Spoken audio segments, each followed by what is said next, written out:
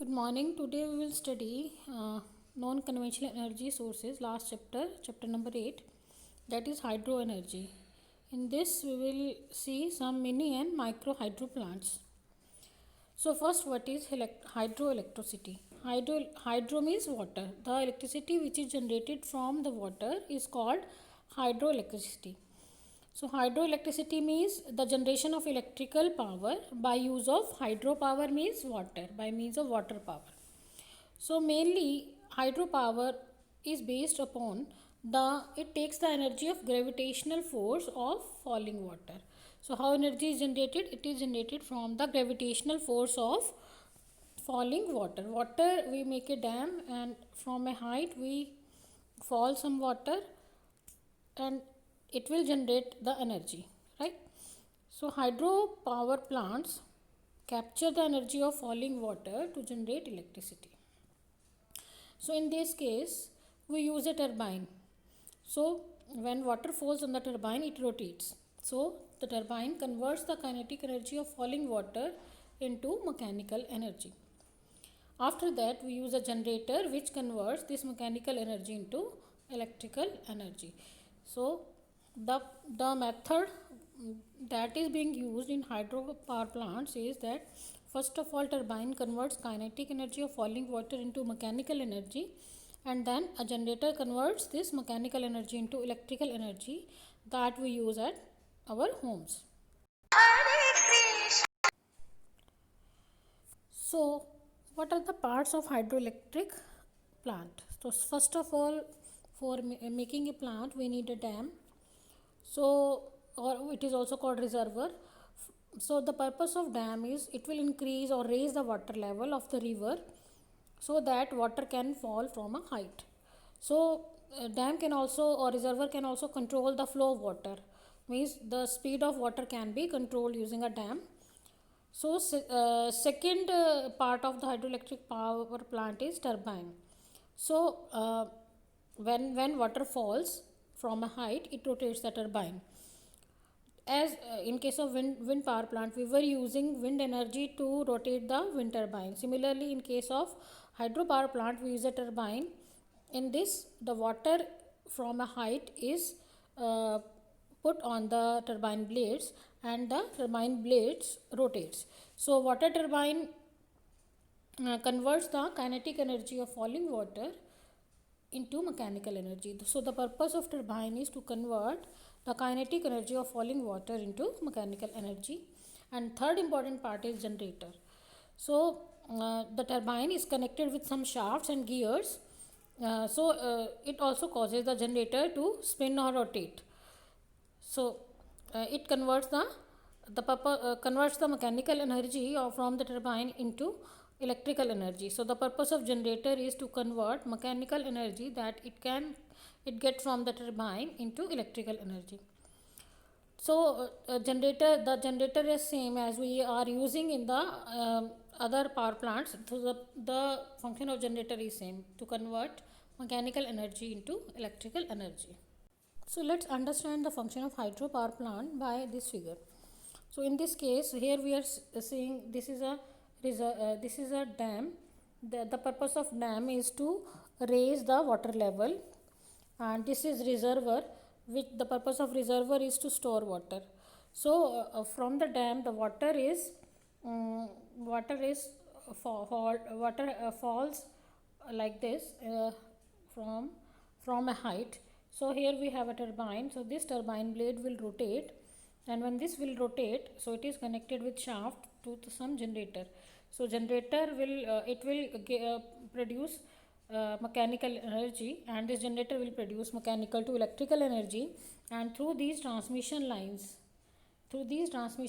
energy is transported, electrical energy is transported to various locations. So this is the basic functional diagram of hydroelectric power plant. So if we talk about the types of hydropower plants, so there are basically three types of hydropower plants. One is called micro hydroelectric power plants. So they can generate up to 100 kilowatt of electricity.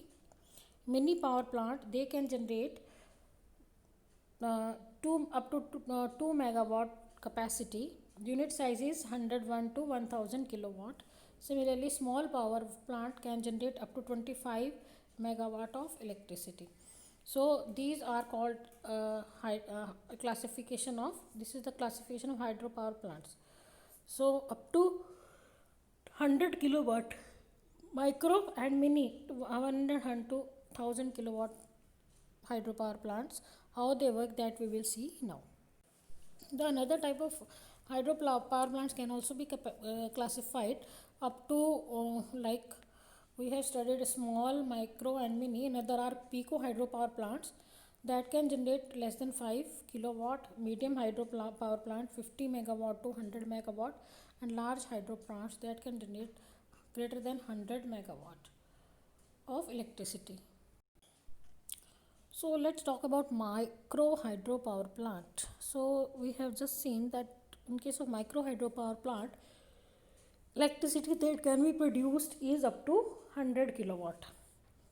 Right now, the electricity that is generated from hydropower plants are used in at some isolated homes or communication purpose, or sometimes it may be connected to public grid. So basically, where would we use micro hydropower plant? Basically, these are used in hilly areas where we have natural waterfalls, right? So from when naturally the water falls from a hill to the ground, so at that time a turbine may be connected and electricity can be generated. That water can be trapped and electricity can be generated. So or there may be some canal points, canal drops that may be found suitable for generating electricity up to 100 kilowatt. These are for micro hydropower plants. In case of micro hydropower plants, nearly we get a constant, it can produce constant input power. Now, in the overall season or a certain season, the power is almost constant. So, the beauty of hydropower plant, or the advantage of micro hydropower plant, is that they do not, there is no need of a dam or a reservoir. So the natural water is available of the year, that is used all of the year, that will be like a natural stream or river, and that will be used for generating electricity. So for making micro hydropower plants, which type of components are needed? So for that, first of all, we need a water conveyance, that is called a channel. We need a channel. Then we need a pipeline or a pressurized pipeline, that is called penstock. We need a penstock or pressurized pipeline, a channel. So these pipeline is used to deliver the water. So first of all, we need water conveyance. Second, we need is turbine. When water will drop on the turbine, it will rotate and it will transform kinetic energy of water into mechanical energy, and that will be given to the generator.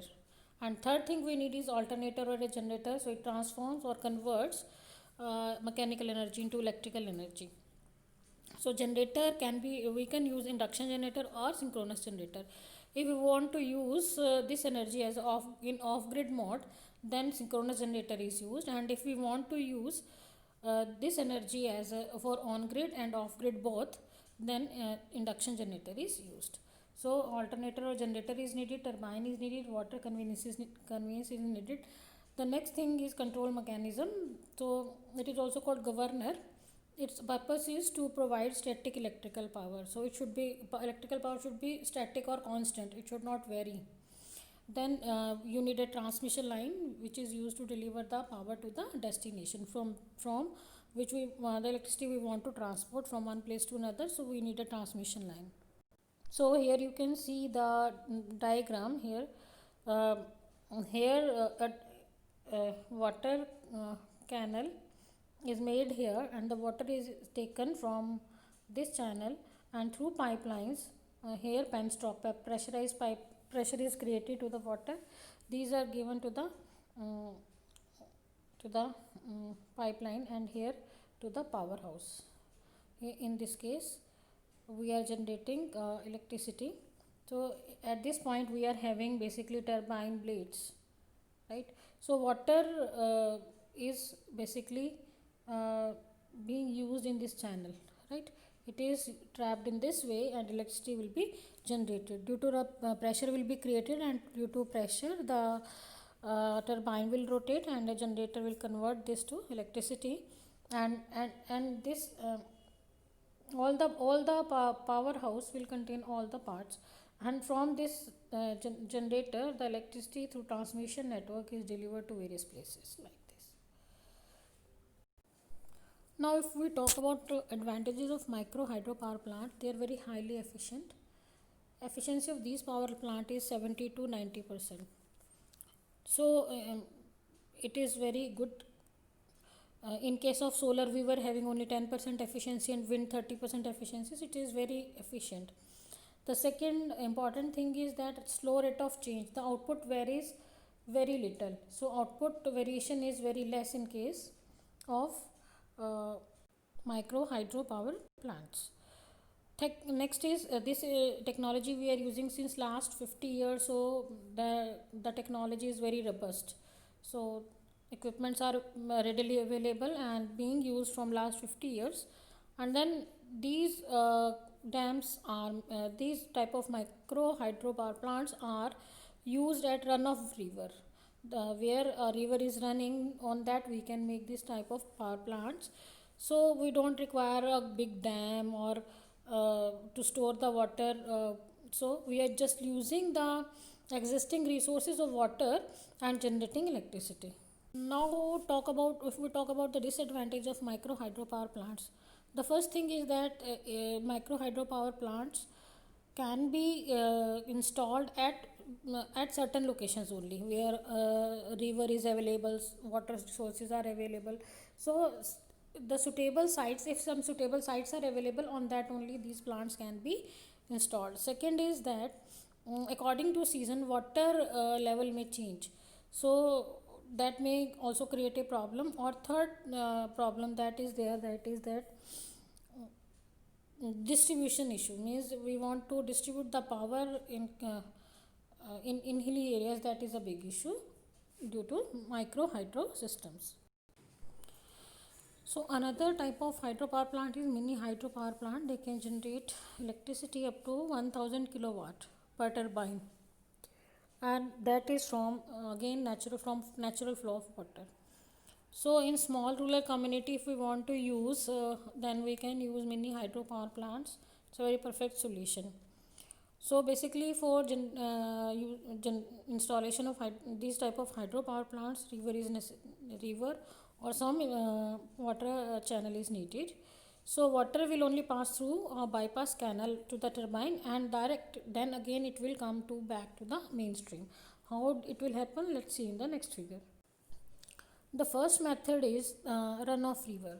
Now for generating these type of hydropower plants, what we need, we first water is diverted. This is the water available here, so it is diverted. We have taken a small stream to uh, we have made another channel of water, and water is diverted to another stream. So water is diverted from a river, and we do not store it, just we divert.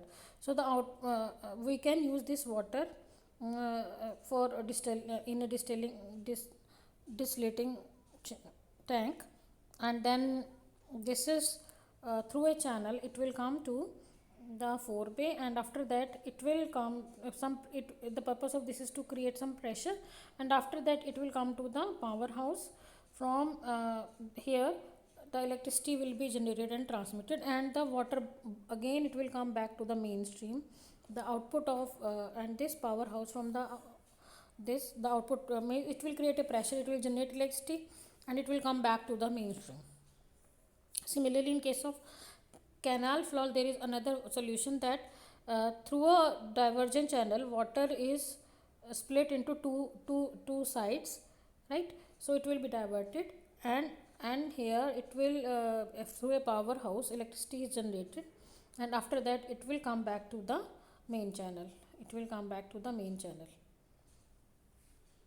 The another method is reservoir based scheme or dam based schemes. So in this dam is made, it's a very huge project. So in this scheme, water is stored in the river by constructing a dam across the river, for the desired use, like if irrigation or drinking, flood control. So power is generated, and after generation of power, the water is again put into the mainstream.